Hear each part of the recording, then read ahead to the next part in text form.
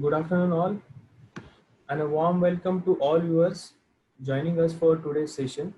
I am Gajanan Surumshi along with Dr. Mangesh Bhalerao, Head of Medical Services. On behalf of RPG Life Sciences, I welcome all for today's informative webinar on Norpace New and Era of Disopyramide.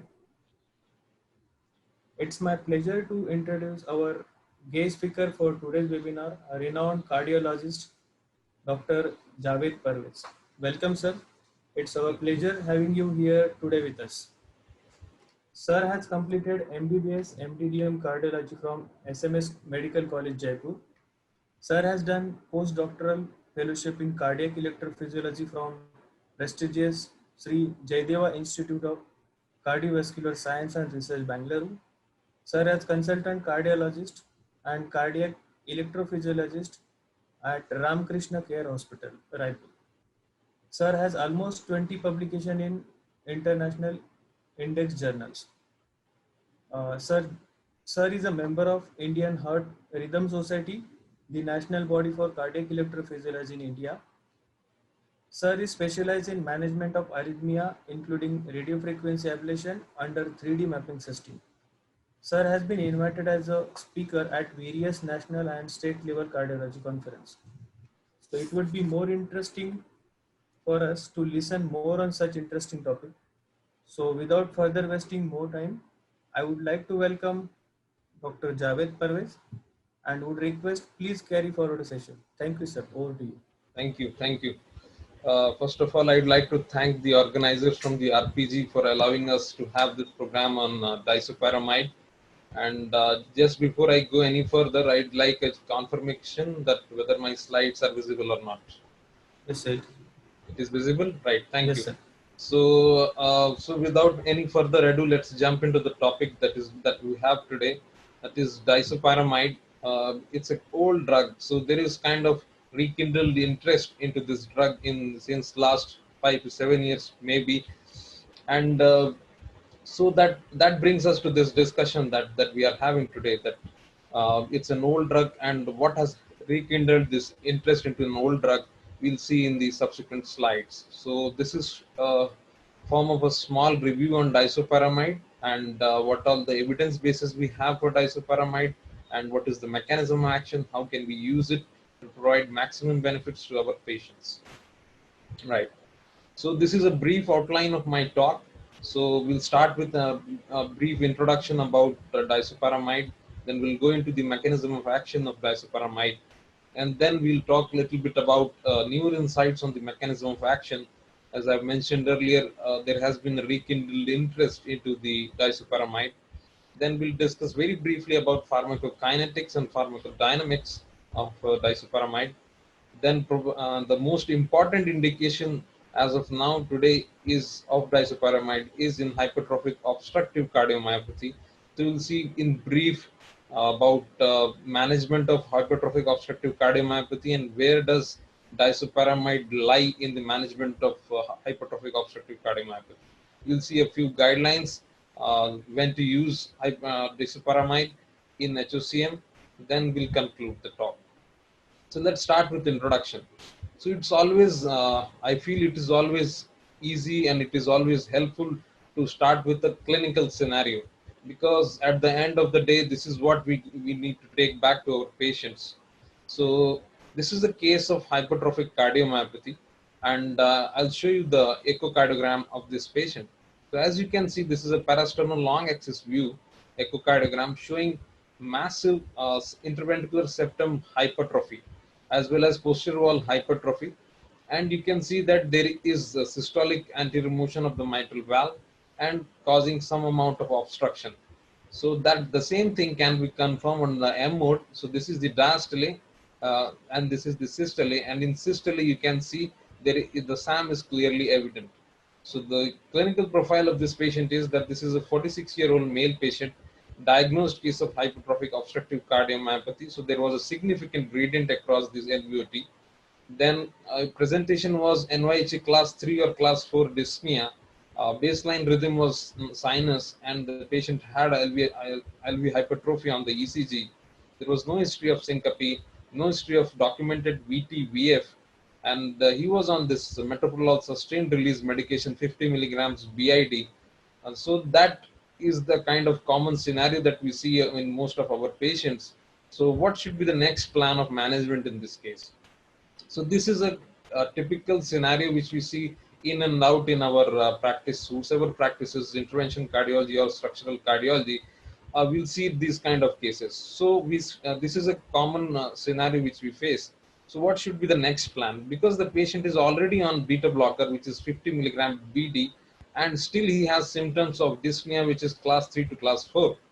So what should be the next step? So shall we implant an AICD, or shall we refer the patient for a septal reduction therapy, which includes myectomy, alcohol-based septal ablation, or we should add a calcium channel blocker to beta blockers, or we should add a disopyramide, or we should consider a cardiac MRI because we would like to know more structural details about this patient, or would like to would it help us in deciding further therapy in terms of ICD?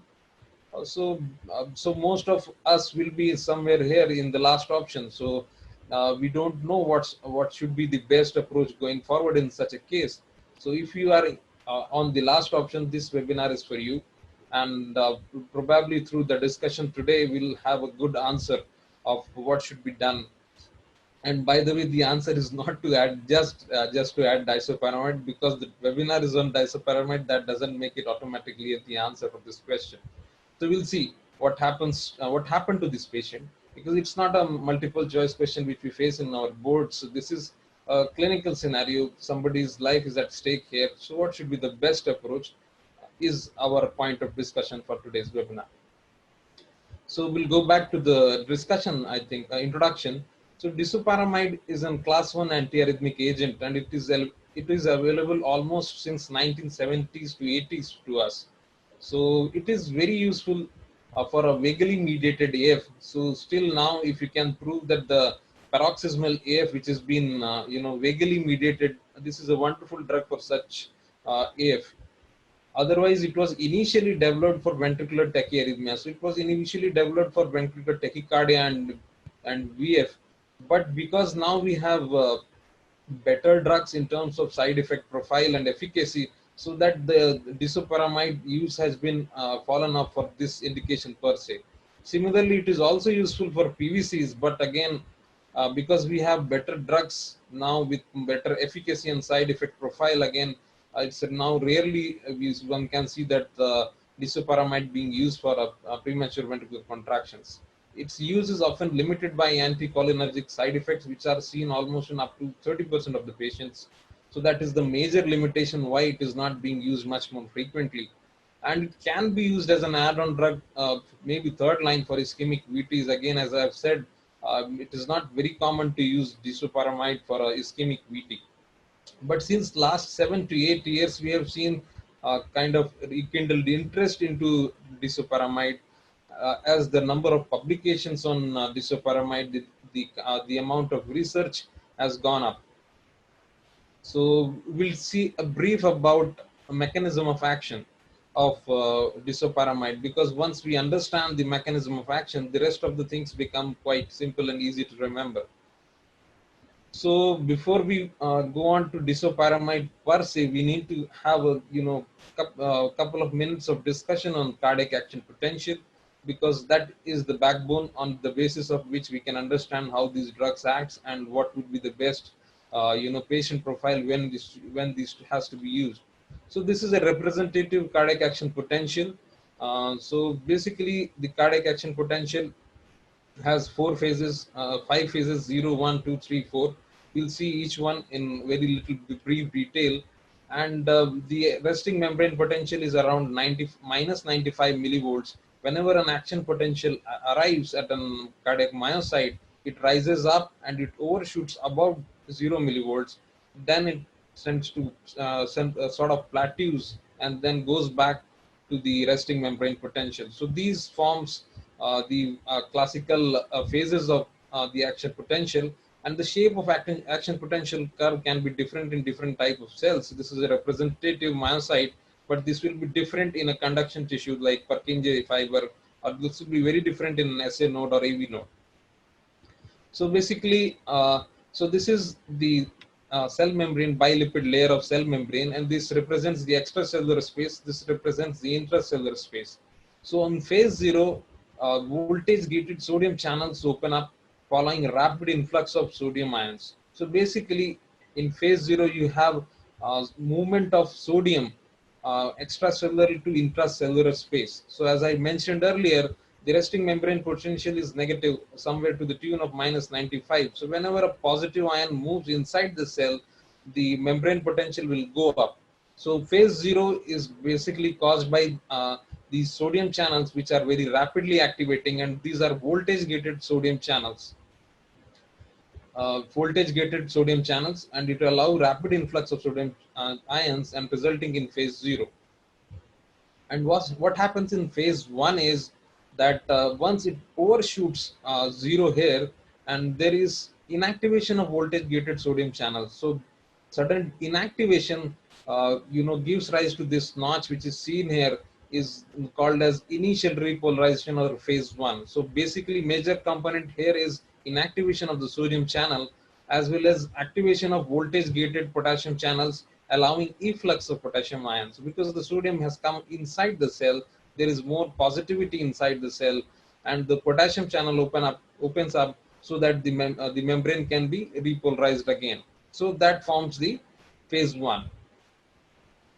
Similarly, once the phase 1 is over, there is a plateau which is seen because it is caused by voltage gated calcium channels opening, allowing influx of calcium ions. This also triggers calcium release from the sarcoplasmic reticulum, and it causes myocyte contraction. So basically sodium channels have closed, potassium was moving outside, causing this balance here, and the calcium channels open up, allowing movement of calcium into the cell. So there is net balance between potassium going out and calcium coming in, which sorts of forms this plateau phase of the action potential.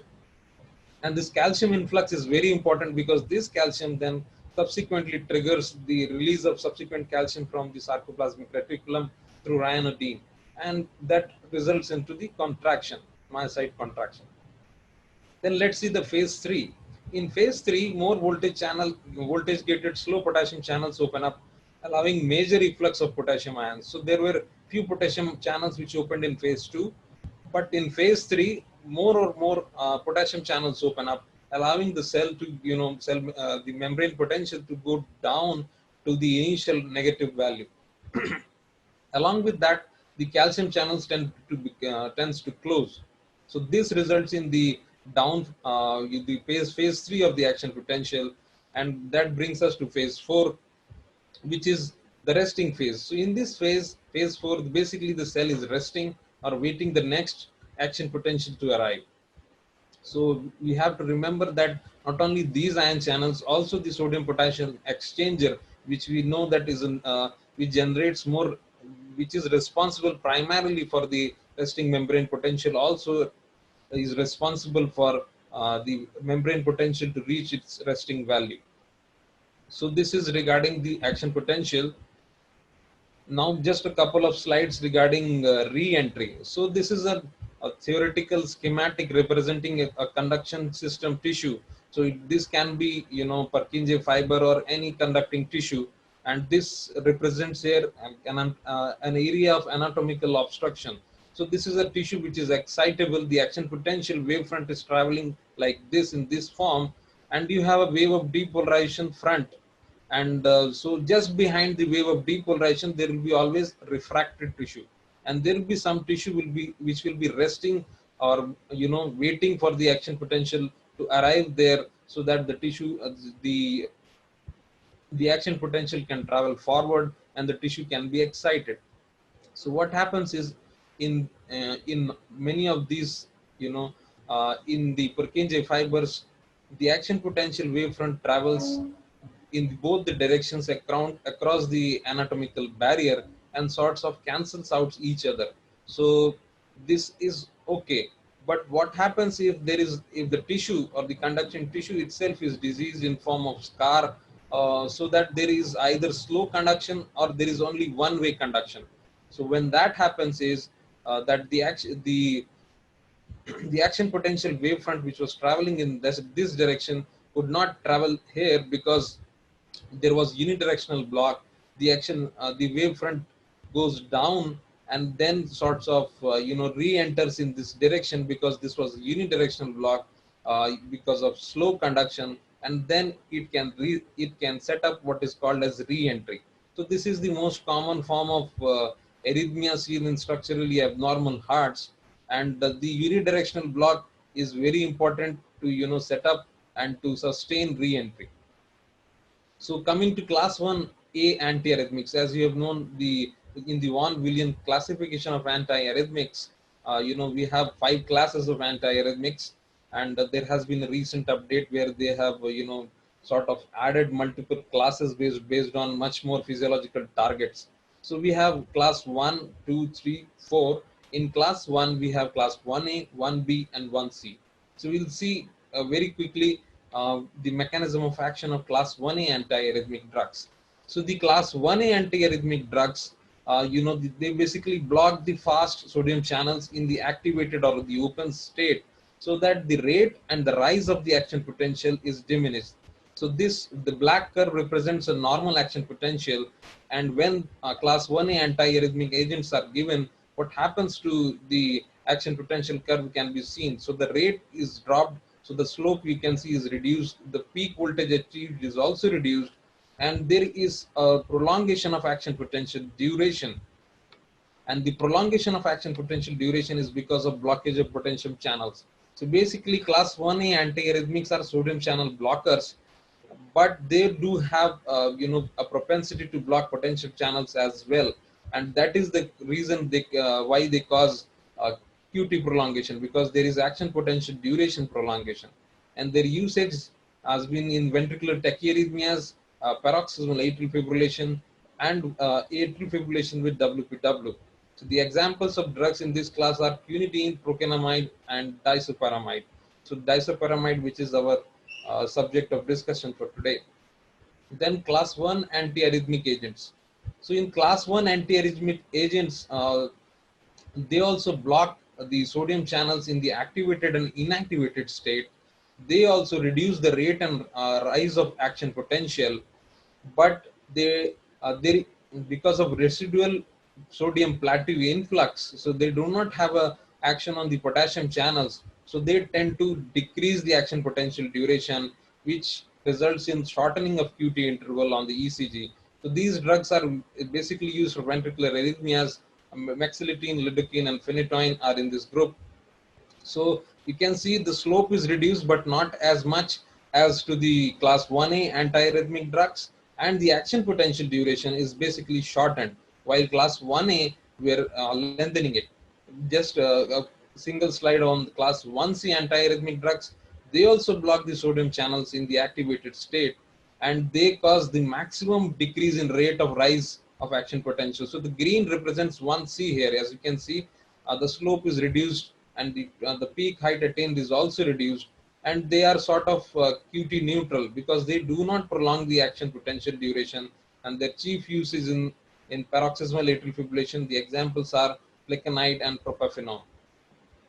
So this was in in very short the action potential duration, the action potential cardiac, and the targets of antiarrhythmic drugs on that. But that was for a very simplified version. As you can see, this is in this figure you can see this is the same cardiac action potential, and you can see the variety of the channel families which are involved in in different phases of those channels, and variety of these channels are targets of our antiarrhythmic agents. So just to summarize once again, so basically 1A antiarrhythmics, so that the disopyramide belongs to 1A antiarrhythmic agent group. It causes reduction in peak INA, that is sodium current. It reduces the action potential generation. It reduces dV by dt, that is the rate of rise of the voltage, and it causes increased in excitation threshold, slowing of action potential conduction in the atria, ventricles, and specialized ventricle conduction pathways, and block increasing the action potential duration and ERP, that is the refractive period. So they increase the QT interval. They are used in SVTs, especially atrial fibrillation, ventricular tachycardias as add-on drugs, and Brugada syndrome, because we have quinidine, which is used in Brugada VT storm. So for disopyramide, one can remember hypertrophic cardiomyopathy, vagal-induced atrial fibrillation, PVCs as a add-on drug for ischemic VT. So they cause reduction in ectopic in atria as well as ventricle. So APCs and VPCs both tend to reduce. Reduction in accessory pathway conduction, that forms the basis of use in AF with WPW. But then that use is again very risky because disopyramide has got anticholinergic effects as well. So that can have the atrial fibrillation can have rapid ventricular conduction. Same goes for flutter. So these group of drugs are not very useful until unless you combine them with beta blockers. So coming to the class 1B agents, they have similar sort of action which we have discussed, but they also they change the unidirectional block which I had shown earlier to bidirectional block. So that gives them particular advantage of using them in ischemic VT. So now this has been known, as I've said earlier, this the mechanism of action has been known since 70s or 80s, and we all have read or gone through this mechanism of action at some point of time in our medical careers. So so there was a concern regarding the safety and efficacy, and there was also a concern that there could be multiple other mechanism of actions which were not identified earlier.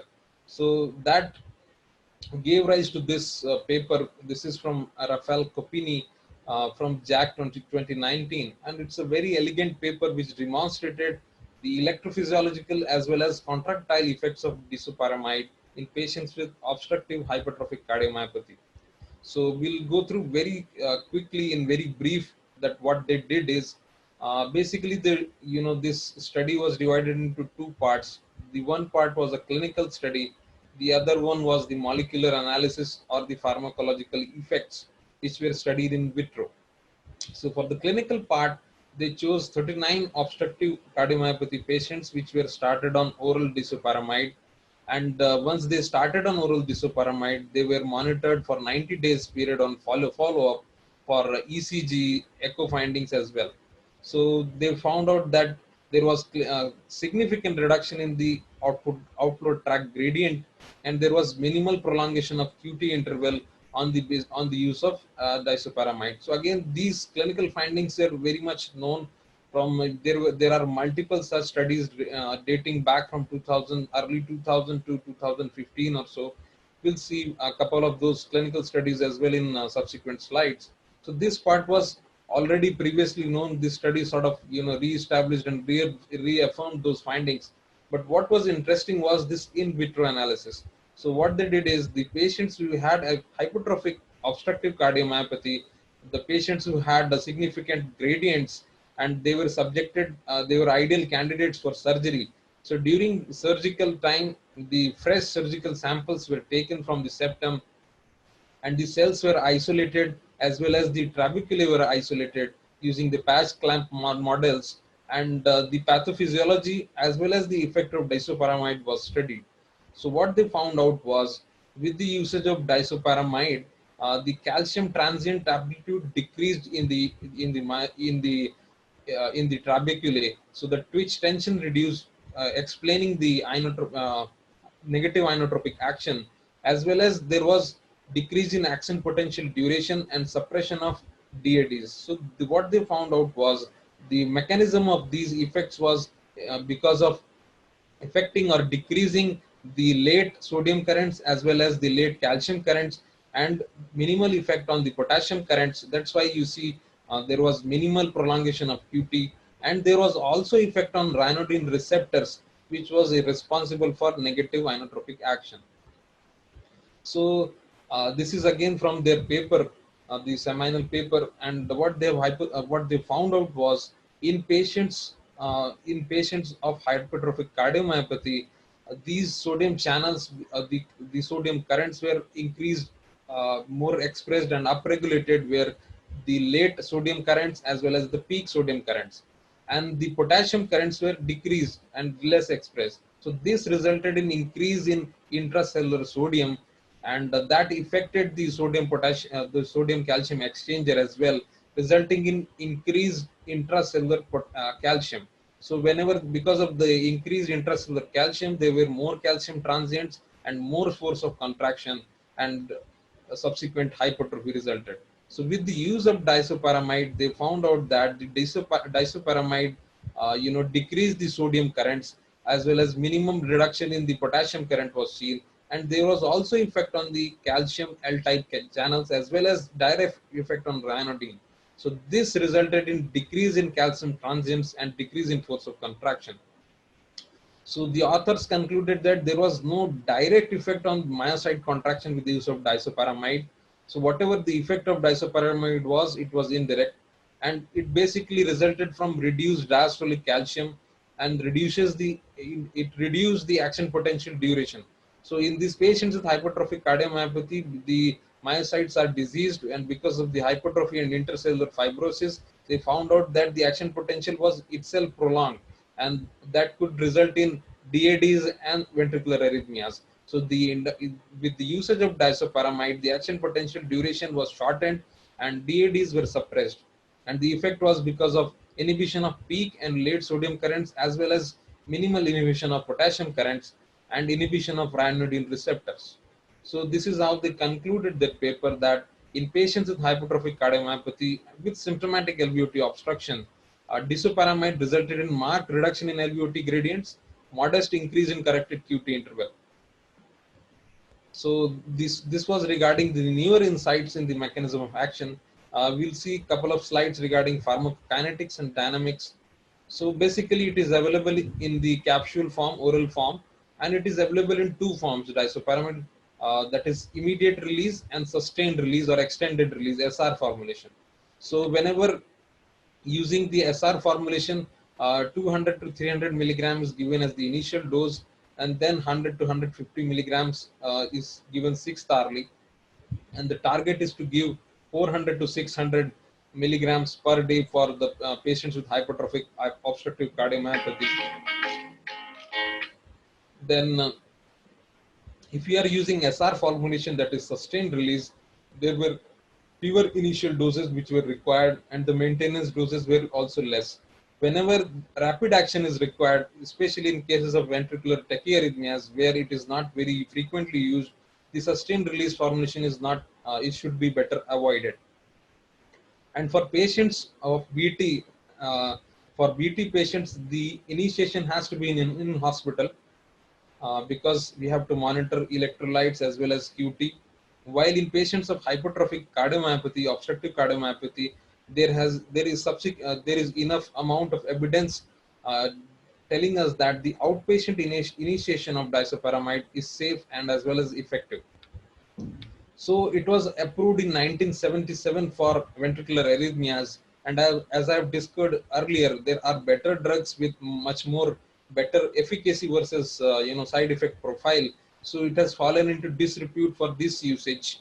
While similarly, atrial fibrillation with WPW, again along with beta blockers, it can be used. It can be used to suppress PVCs, and for these indications, it is better to be initiated in hospital, and the controlled release or sustained release has to be avoided if we are using for ventricular arrhythmia, and it is the controlled release or sustained release formulation are recommended for only maintenance use.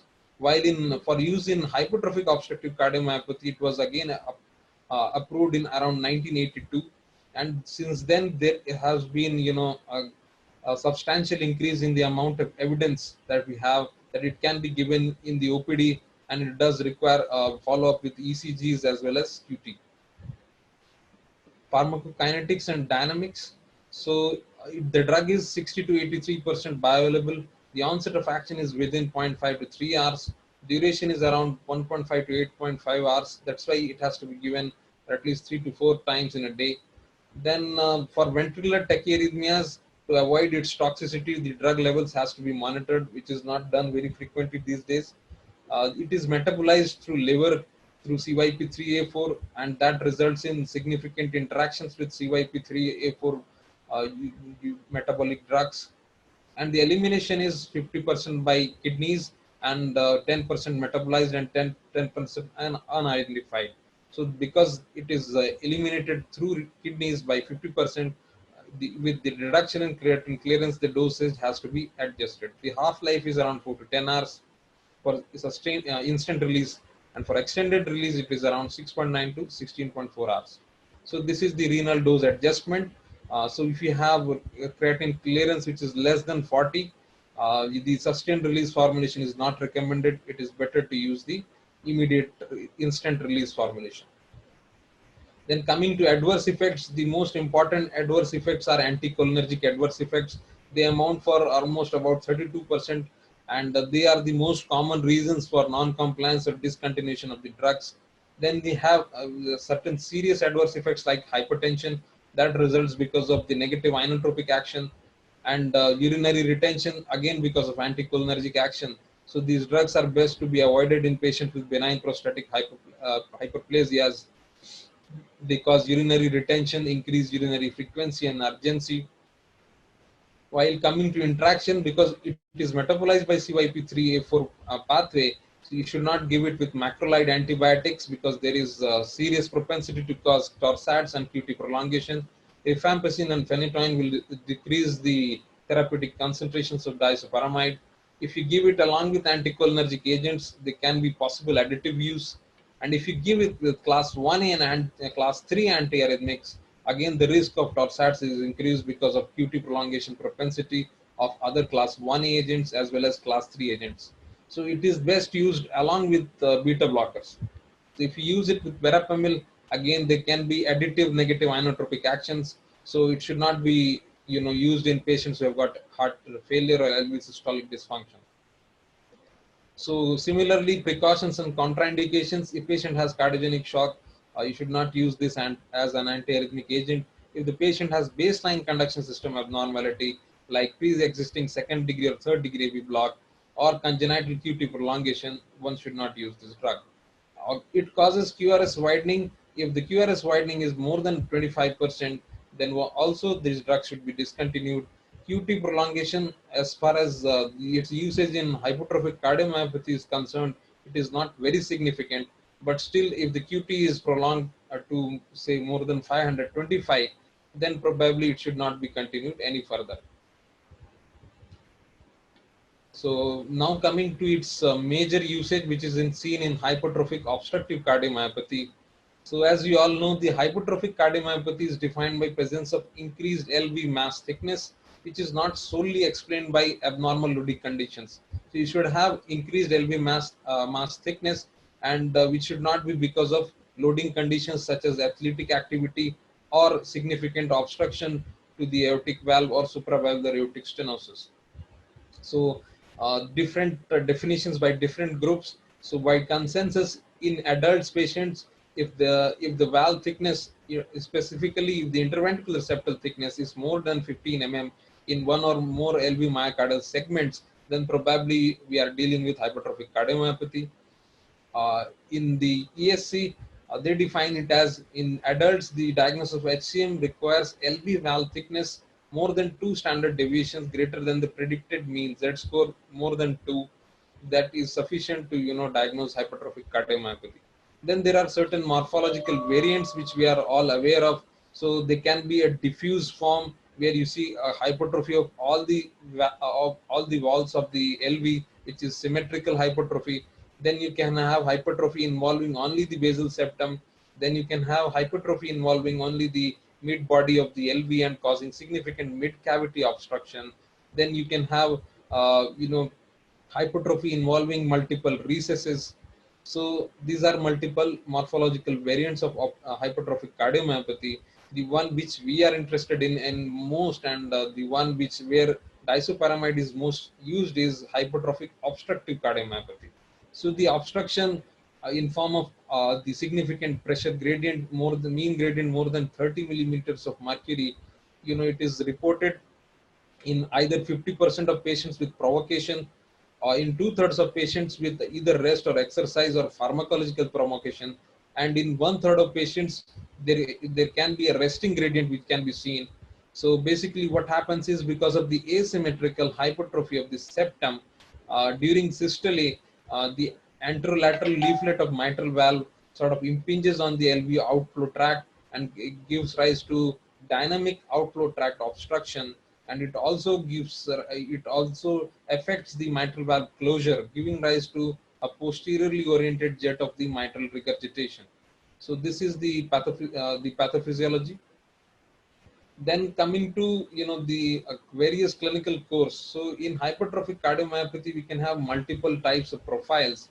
So one can have heart failure as a presentation. So in obstructive hypertrophic cardiomyopathy, one can have heart failure, as well as in non-obstructive hypertrophic cardiomyopathy, we can have a diastolic heart failure as presentation. Then you can have sudden cardiac death as a primary presentation, which is seen in obstructive cardiomyopathy in athletes, and also has been reported in non-obstructive cardiomyopathy in the athletes. So to you know to uh, to to tackle that problem, we can use intracardiac defibrillators. For obstructive cardiomyopathy, we have drugs, and we have alcohol septal ablation and septal myectomy as septal reduction therapies. For advanced heart failure and end-stage heart failure, where nothing can be performed, especially in non-obstructive profiles, the cardiac transplantation is the option. Also, there is high risk of arrhythmias. So atrial fibrillation is the most common prevalent arrhythmia in hypertrophic cardiomyopathy. There is substantial increase in stroke. So we should have, we need to use drugs for rate control as well as rhythm, and we need anticoagulation in these patients. So because of this, with this pathophysiology involving septum and the LV wall, there will be significant increase in the LV mass, LV thickness, and this hypertrophy is not healthy, not beneficial for the patient, because it involves scar or fibrosis. So this can give rise to secondary ischemia, or it can give rise to arrhythmias, which can be non-sustained VT or sustained VT. There can be apical aneurysms which can be seen, and it can present with unexplained syncope, and red flag would be a sudden cardiac arrest. It can present with family history of sudden cardiac arrest. Then because of the LVOT obstruction, there can be abnormal exercise blood pressure response. The LA is usually dilated. So these can be various form of presentations. What are highlighted are severity of left ventricular hypertrophy, family history of sudden cardiac death, history of cardiac arrest, and unexplained syncope, because these are red flags. And if you have multiple of these, then the patient becomes an ideal candidate for an ICD implantation in hypertrophic cardiomyopathy. So summarizing various presentations and various treatment options which are available for hypertrophic cardiomyopathy. So hypertrophic cardiomyopathy can present to us with ventricular arrhythmias, so which responds well to amiodarone, as well as nadolol has been shown to reduce NSVT and supraventricular arrhythmias. Then we have ICD implantation to tackle these.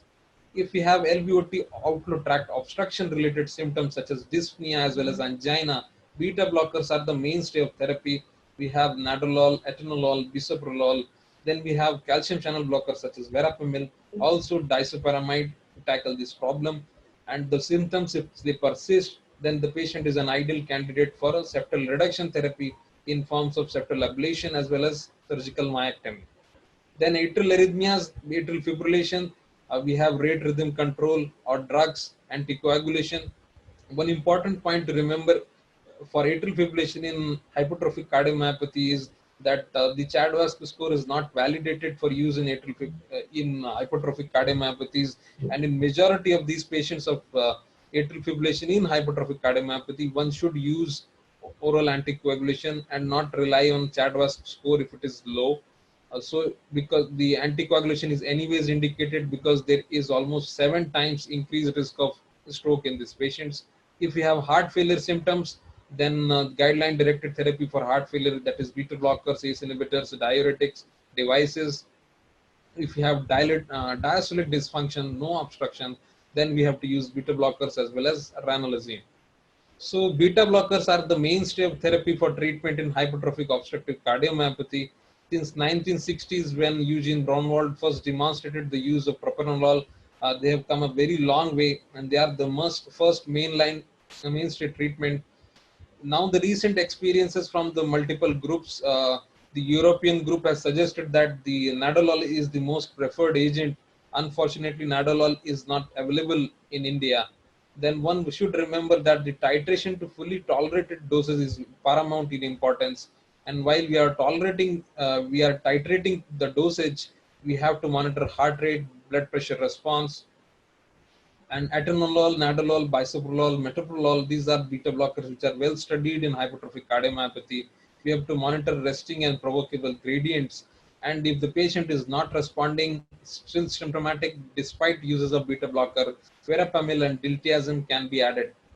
So this is the target dosages of the beta blockers which we require. So as you can see here, metoprolol 50 mg OD is the starting dose, and we can go up to 100 mg BD, that is 200 mg per day can be the highest dose which can be given.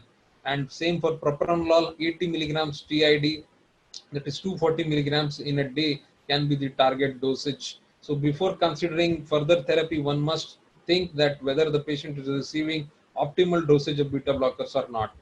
Then comes disopyramide. So disopyramide, as compared to beta blockers, disopyramide has more effect on the resting gradient, while we have seen that the beta blockers have more effect on the provoked gradients. And now the safety and efficacy of disopyramide in hypertrophic cardiomyopathy has been very well established. As I've discussed in previous slides, there are multiple mechanism of actions which have been very uh, elegantly demonstrated in the light of recent studies. And then we need to monitor QRS duration, QTC interval, and PR interval. So sometimes PR interval prolongation is also seen with the usage of disopyramide. That is predominantly because of the anticholinergic effect. Then the target dosages are for atrial fibrillation. The target dosages are 400 to 600 milligrams per day. And one should remember that the non-response rate to disopyramide is almost around 30%, and also that it loses efficacy over time. So disopyramide alone or disopyramide along with beta blockers should not be, the destination therapy.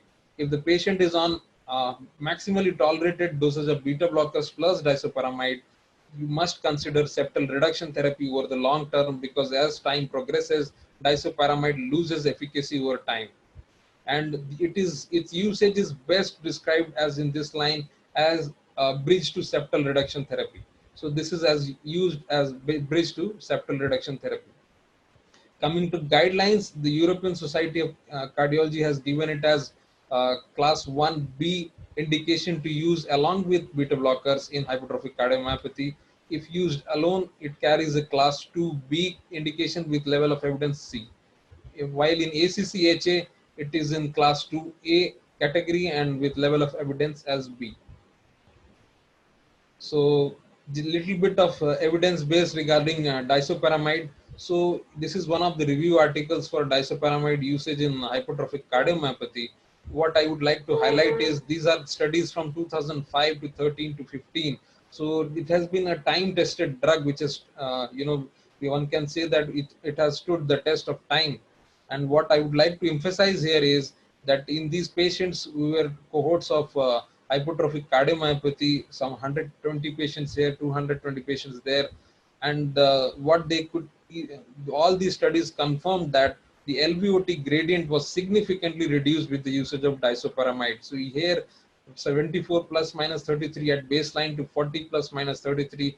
And the most latest one, which is by Haruki et al., published in 2015, disopyramide reduced gradient 74 plus minus 26 to 31 plus minus 24, which was statistically very significant. So coming to ACCHA guideline, once again, guideline-based management of hypertrophic cardiomyopathy. If the patient has hypertrophic cardiomyopathy, we have to treat comorbidities according to guideline-directed therapies. If there is obstructive physiology, there is obstruction, then we should avoid vasodilator therapy and high-dose diuretics here, because the obstruction is dynamic and it tends to increase with the usage of these drugs. And the patient has heart failure or symptoms of angina, one should use beta blocker, which is number one choice. If not responding on beta blockers, verapamil can be added. Disopyramide can also be added, because in ACCHA it carries a class 2A level of evidence. Despite all that, if patient persists to have symptoms, then he is a candidate for invasive therapy for septal reductions by either surgical or alcohol-based approach. And if none of this is available or none of this is working, dual chamber pacing can be tried as a last resort. If the patient doesn't have obstruction, and so it's non-obstructive hypertrophic cardiomyopathy, and there are symptoms of heart failure, and the LV ejection fraction is reduced, then we have to use it.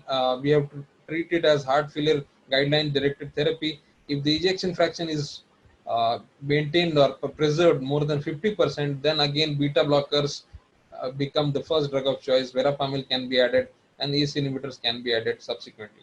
So coming back to our clinical case, which I showed in the beginning of this presentation.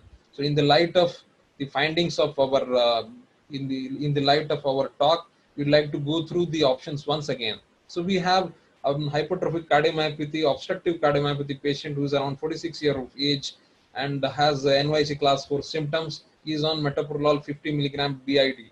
So first step here would be to optimize the dosage of medication. So as we can see, he is still not on the maximal tolerable dosage.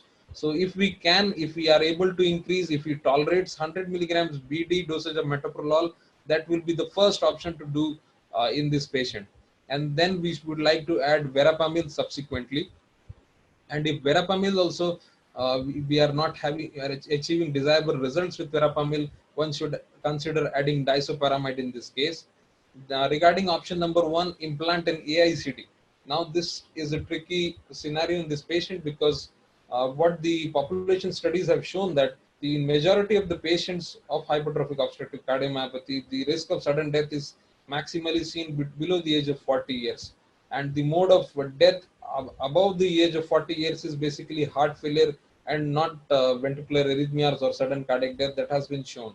So straight away implantation of AICD would not be ideally appropriate. We need much more information because this patient doesn't have a documented VTVF. So we'll see who are the candidates for AICD in patients who have got hypertrophic obstructive cardiomyopathy. So if the patient with HCM has a prior cardiac arrest or sustained VT, ICD becomes class 1 indication. If he doesn't have a sustained VT or cardiac arrest, then either he should have a family history of sudden death in first degree relative, or LV wall thickness more than 30, or recent unexplained syncope. If any of these are present, ICD is very reasonable. If these are also not present, we have only non-sustained VT or an abnormal BP response, that is hypertension, which is seen on exercise. Then we need other SCD risk modifiers which are present or not, and then that decides the role of ICD. If none of these are present, then ICD is not recommended. So this is through from ACCHA, while the European Society of Cardiology provides a much more elaborate risk calculator. This is available freely online and one can go through. It involves basically similar sort of variables. So age, maximum LV wall thickness, left atrial size, maximum gradient, history of sudden cardiac death in family, and non-sustained VT on Holter or ECG, unexplained syncope. Based on this, risk is calculated or estimated. If the risk score is more than 5%, more than 6%, then ICD should be considered. If the risk is between 4 to 6%, ICD may still be considered. If the risk is less than 4%, the ICD is usually not considered. So that is regarding ICD. Coming back to our case, this patient doesn't have a family history. This patient did have a IVS which was more than 30 millimeters and the gradient was high. So this patient landed up, according to the ESC calculator, the risk was between 4 to 6%, and ICD may be considered in this patient. What about other options? And regarding disopyramide, I have already discussed that if we have to first up titrate beta blockers to maximally tolerable dosage, then we can consider adding either of them, verapamil or disopyramide. Coming to option number D, consider a cardiac MRI. So once again, cardiac MRI in patients with hypertrophic obstructive cardiomyopathy is a very helpful investigation in terms of one planning a procedure. So this patient on long term would definitely require a septal reduction therapy. So to better delineate the mechanisms of MR and or the structural pathology, one can consider doing a cardiac MRI. And just for an arrhythmia point of view, just to see the amount of scar burden also, we you know it sorts of the scar burden is more than 15%. It adds to the arrhythmia risk, and an ICD implantation is still indicated. Now I'll show you a couple of examples of our cases where we hypertrophic obstructive cardiomyopathy patient was loaded up on disopyramide, and I'm showing you the actual live effects which were seen. So on this side of panel, you can see that there is a significant MR which is posteriorly directed. There is significant turbulence which can be seen across the LVOT. So this was recorded before initiating disopyramide. This is after 12 hours when the patient was loaded on orally disopyramide. You can see the intensity of MR has decreased. Similarly, the systolic anterior motion of the mitral valve has been reduced. So as a bridge to definitive therapy, disopyramide definitely helps. So similarly, in this parasternal long axis view, you can see here, this is from the same patient before initiation of disopyramide. There is septal anterior mitral valve motion leading to obstruction of the LVOT, and this is after initiation of the after initiation of disopyramide after 12 hours. You can see the obstruction has significantly reduced. So this is not a definitive therapy, but since the patient is awaiting a definitive procedure, this is definitely helpful. Now just a word regarding future directions. So this is from Explorer HCM, which is a recent trial which was recently, the results were discussed very well in the recently concluded ESC. And for the first time in the management of hypertrophic cardiomyopathy, we have a drug which is called as mavacamten, which specifically targets the pathophysiological process occurring in hypertrophic cardiomyopathy. So all the drugs which were available to us till now, beta blockers, disopyramide, verapamil, they were addressing symptoms. They were not addressing the pathology per se. They were not in sort of reversing the pathophysiology of hypertrophic cardiomyopathy. So we were basically looking at reducing risk of complications, reducing symptoms, and we were targeting the patient's quality of life, while none of those previous drugs had shown to improve mortality in the treatment of hypertrophic obstructive cardiomyopathy. So this is a drug, mavacamten, which targets the actin-myosin cross bridge, and in a recently completed randomized double-blind placebo-controlled phase 3 trial, it has shown to reduce these myosin cross bridges, and the results translated into clinical endpoints as well.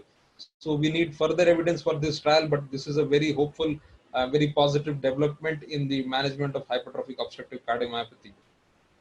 So with that, I think we have come to end of our presentation. So this is Dr. Eugene Braunwald. This is one of his quotes when he started, management of hypertrophic cardiomyopathy, and he demonstrated propranolol was very effective. That he stated that at this present time we were unaware of no method of management that can specifically and favorably influence the course of a patient.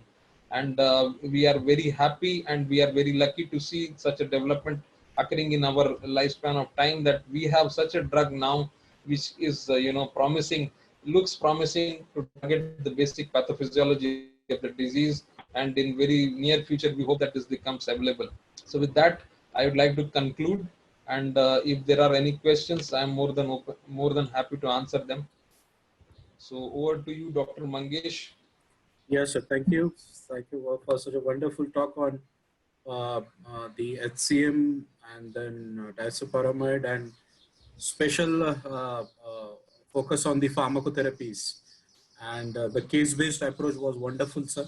So I would like to ask participants to ask questions, and they can type these questions into the Q&A box. We'll give them 1 minute to type the question. Yes, surely. I think we are on time. We have time, so they can type their questions. One question which comes to the many physicians' mind, that yes. So, how many patients in a percentage would be resistant to beta blocker? So once you start beta blockers, how many of them would require disopyramide? How many of them would require disopyramide. Okay, so ideally speaking, none of in my practice, even here or during my fellowship days, I have not come across a patient who was intolerant or to say who refused the beta blockers because of adverse effects. And because we don't use disopyramide alone, we have to use it along with beta blockers, because one of the most important things to understand is that these patients are very high risk at very high risk of having atrial flutter or atrial fibrillation.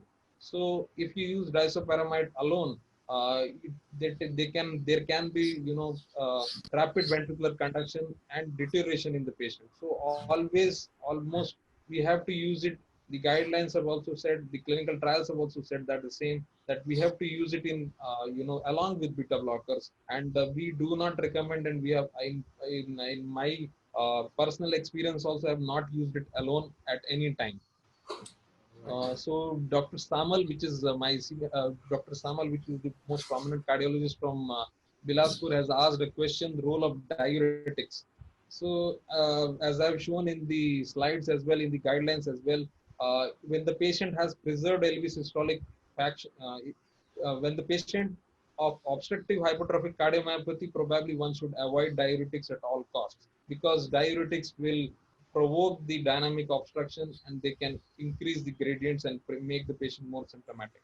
Now coming to non-obstructive cardiomyopathy, if the patient non-obstructive cardiomyopathy, if the patient is having diastolic dysfunction only, there is definite role of diuretics, and along with, if the patient is having systolic dysfunction, so that is the burnt out phase of hypertrophic cardiomyopathy, diuretics have similar indications as they have in management of any other heart failure patient. They do not reduce mortality. They are just for a decongestion and symptom benefit.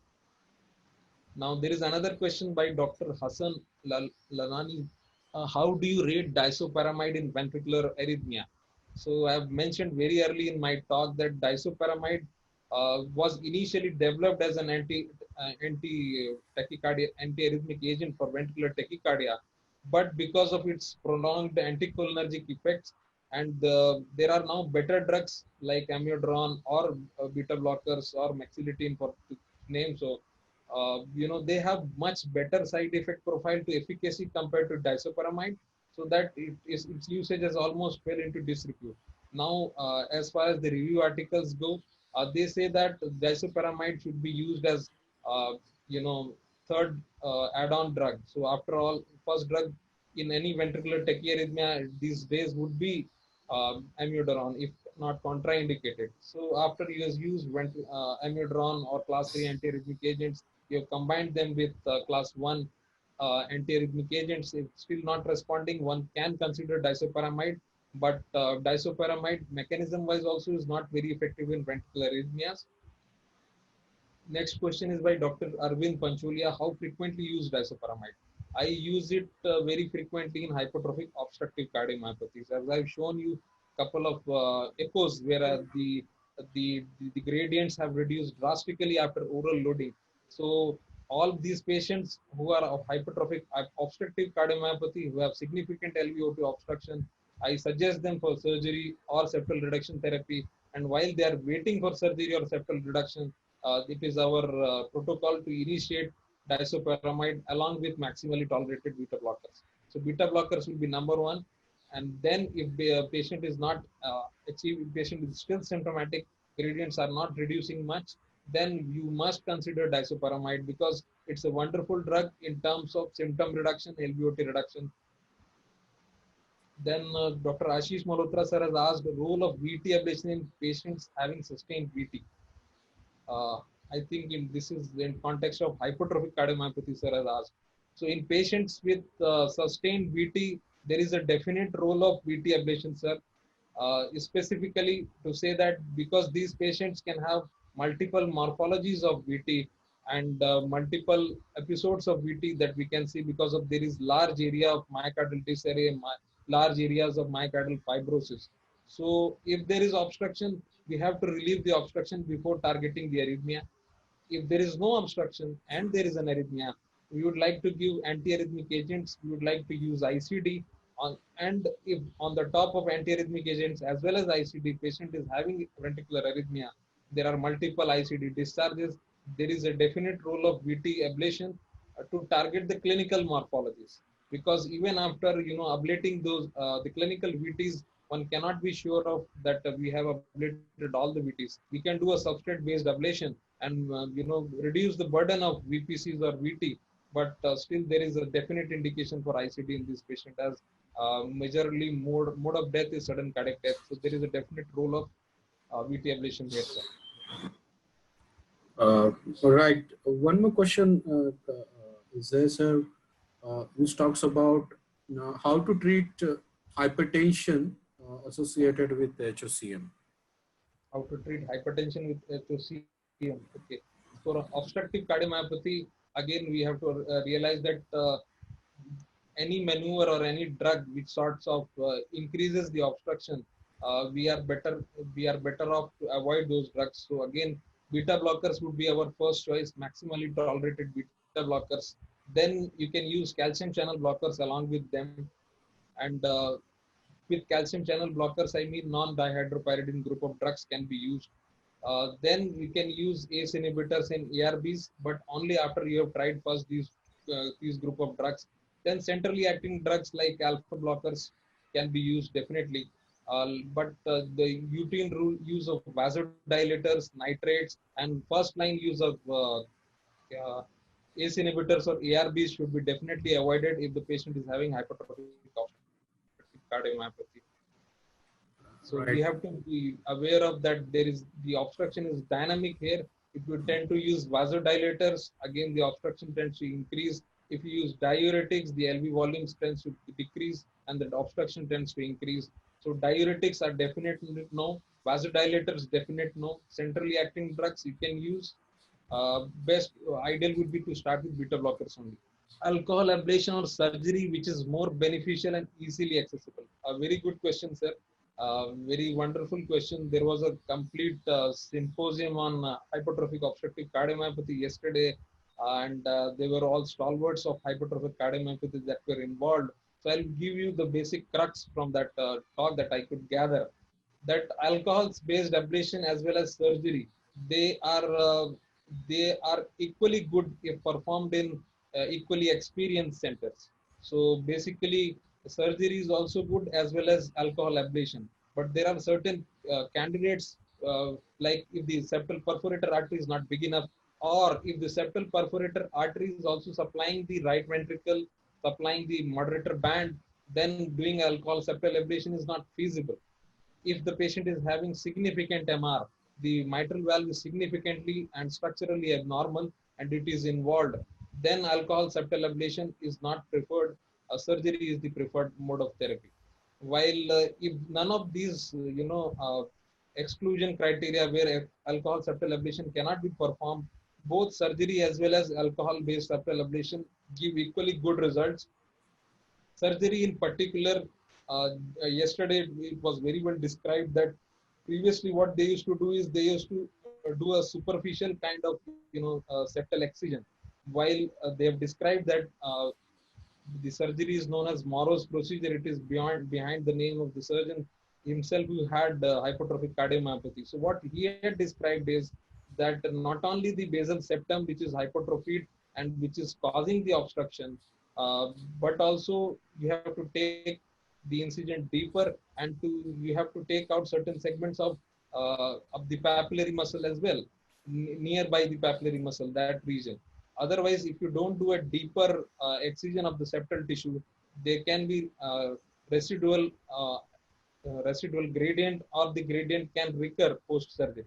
So who does the surgery is more important rather than or who does alcohol ablation is equally important. So there are dedicated HCM centers which are doing good job in alcohol ablation, and I think in Mumbai there is one center, and in fact in down south we have one good center in Chennai as well as in Amrita Institute also. They are doing very good work in hypertrophic cardiomyopathy.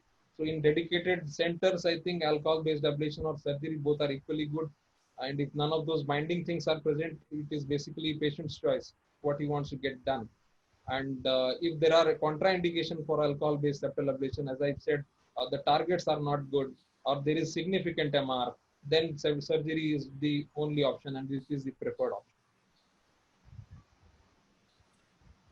I would like to assure Ashish sir that the recording of yesterday's symposium will be available on Yes, the please, Indian please Society share of the link. Please share the link. Electrocardiology. Yeah. So that was a wonderful talk which was organized yesterday. Okay, so there is another question. Any specific precautions before using it? Yes, another very good, very important question. So specific precautions include we have to monitor potassium as well as magnesium. So potassium and magnesium should be normal because because if there is hypokalemia, the QT can be prolonged with the usage of disopyramide. If there is hyperkalemia, the drug is found to be ineffective. That is one. Number two, we need to have a baseline ECG, and the QT interval should not be prolonged with the baseline ECG. So these are the two specific precautions, and as I earlier mentioned that it has a lot of anticholinergic side effects. So patients should not be having glaucoma, benign prostatic hypertrophy. If those things are there, then it is probably contraindicated and better not to use and use other drugs. Then you can use verapamil in the place of disopyramide. Right. Does any role of disopyramide in non-obstructive subset? Non-obstructive subset, yes, there is a role. Yeah, again, a good question. Because there is a definite role in patients with non-obstructive cardiomyopathy with atrial fibrillation, I would say. And again, the role here also here is along with beta blockers, not alone. So in patients with hypertrophic cardiomyopathy, whether obstructive or non-obstructive, if they have atrial fibrillation, along with beta blockers, disopyramide has got a significant role. While in hypertrophic obstructive cardiomyopathy, definitely it has got a role in terms of reducing the gradients. Right. Do you really think that it works as a bridge between the definitive treatment and uh, Yes, yes, it yeah? does. It definitely works as a bridge therapy.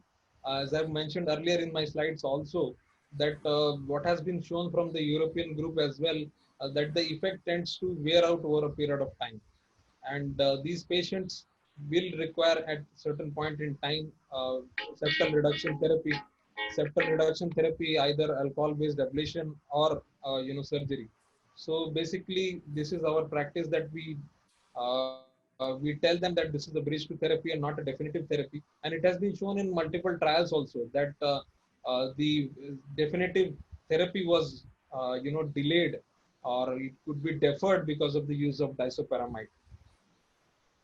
So physicians are there, consultant physicians. What would be your message to them that uh, uh, what should they see a patient where they should suspect the HOCM and Okay, then refer we should appropriately? suspect the HOCM. Okay, for physicians, I think for the diagnosis of hypertrophic cardiomyopathy, along with the symptoms, I think the most common where we need to, identify these patients are especially in younger subsets. So, if any young patient who comes to with syncope and the ECG is showing LV hypertrophy, or any patient who comes to with ECG showing LVH and you don't have a specific cause for hypertrophy, that would be one thing in the back of your mind that this could be hypertrophic cardiomyopathy. And why did I mention young patients? Because they are at the maximum risk of sudden cardiac death. So we need to identify those patients. So in a similar sort of way, any patient who presents with heart failure but has a lot of hypertrophy on the echo or ECG, those patients are definitely one that one should consider hypertrophic cardiomyopathy for physician level at least.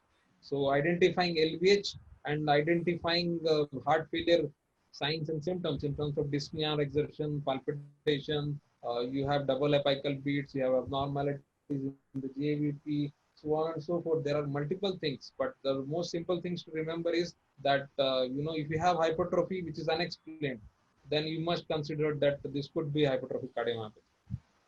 Right, hypertrophy which is unexplained can be referred to higher centers to the cardiologist. How frequent is this problem in India? What could be the prevalence of HCM according to you? Prevalence of in India, I think its in prevalence is not that different from the rest of the world. which is around I think 4 to 5 in 4 to 5 in per lakh population. So this is not different from the rest of the world. It is transmitted autosomal dominantly in 60% of the cases. The rest of the cases are sporadic. So definitely, if there is one uh, another take-home message which I would like to give is, if you have diagnosed hypertrophic cardiomyopathy in one patient, you have to do a family screening of all his relatives. That is also one of very important ways to pick up asymptomatic hypertrophic cardiomyopathy, because again I have mentioned the risk of sudden death is higher in the younger population. So those relatives, if they are younger children especially, we need to do screening for them to pick these cases. Otherwise, the prevalence is same as the rest of the world. It is not very different from that, because it is an inheritable disease basically. Ashish sir is asking question: does septal reduction reduces the mortality? Does septal reduction reduces mortality? No, sir. Septal reduction has not been shown to reduce mortality. Septal reduction is also a type of complication management or a symptom-based management. It doesn't reduce mortality because in younger patients the cause of death is basically because of arrhythmia, and in elderly population it is because of heart failure. So you have taken care of the obstruction, but the diastolic heart failure can still occur. So it doesn't. Alcohol septal ablation doesn't reduce mortality. This newer drug, which I talked about briefly in single slide, the Explorer HCM study, this sounds promising, and we need to wait for a couple of more years. It has been tried in phase 3 clinical trial, and we need to see what happens subsequently. So this looks very promising because it is targeting pathophysiology wise. It is targeting so that we could see reverse remodeling. Otherwise, all the agents we have, they do not produce reverse remodeling. As you rightly said, sir, mavacamten. According to you, what would be its place in therapy? Looking at the context of beta blocker, disopyramide, verapamil, uh, how do See, you? it's too early to comment that what could be its place in therapy. But what all going by the initial buzz and initial reactions on in ESC 2020, it looks very promising. But we must keep our fingers crossed. We need to see what happens in the subsequent trials and subsequent analysis. Because at this point of time, it will be too early, I think, to make a comment on that. So Dr. Ashish has another question, I believe. If good response to disopyramide and beta blocker, is septal reduction required? Sir, septal reduction may be required in future. We can defer it if the patient is informed and is accepting that he might require septal ablation reduction in future, or then we can definitely defer septal reduction. But that's what has been the experience from multiple centers, that at some point of time there is some points of time in the clinical course of this patient, a time comes then when neither beta blocker or disopyramide will totally annihilate the need of an septal reduction. So that can happen only if the patient succumb to some other forms of sudden cardiac death, or had something else. But it can definitely be deferred, but that is very difficult to say that it will replace or it can substitute for septal reduction. That is very difficult to say. What's your concluding remark? So my concluding remark would be that disopyramide is an old drug, but it's a still very useful drug, especially if the patient for usage are selected very judicially. Specifically, the patient who has hypertrophic obstructive cardiomyopathy, the obstruction is clearly demonstrated, and is been on optimal dosage of beta blockers. Then this is the kind of patient. If you are not giving disopyramide, I think you are doing injustice to that patient. So that would be my take-home message, that hypertrophic obstructive cardiomyopathy, do remember in back your mind that whether this patient might require a disopyramide, whether disopyramide can be used or not. So if we keep it like that, then we'll definitely remember when we are seeing a patient of hypertrophic cardiomyopathy in our general practice. Right. We have the man behind the launch of Norpus New, Mr. Abhinav Bharadwaj. I would like to ask him to deliver the thank you note. Thank you very much, Javed sir, for a wonderful talk on disopyramide. And the topic and the introduction we have mentioned is a very, very beautiful, the resurgence of disopyramide. So yet, yes, as time has come, really relook onto the disopyramide, as you have enlightened very beautifully on the each and every aspects of the disopyramide, which is Norpace new, sir. So thank you so much, sir. And once we look forward for the such kind of very beautiful session on the different topics of Norpace or other portfolio of the cardiac portfolio, sir. And thank you very much once again, sir. And we look forward for your very interactive session in the coming future, sir.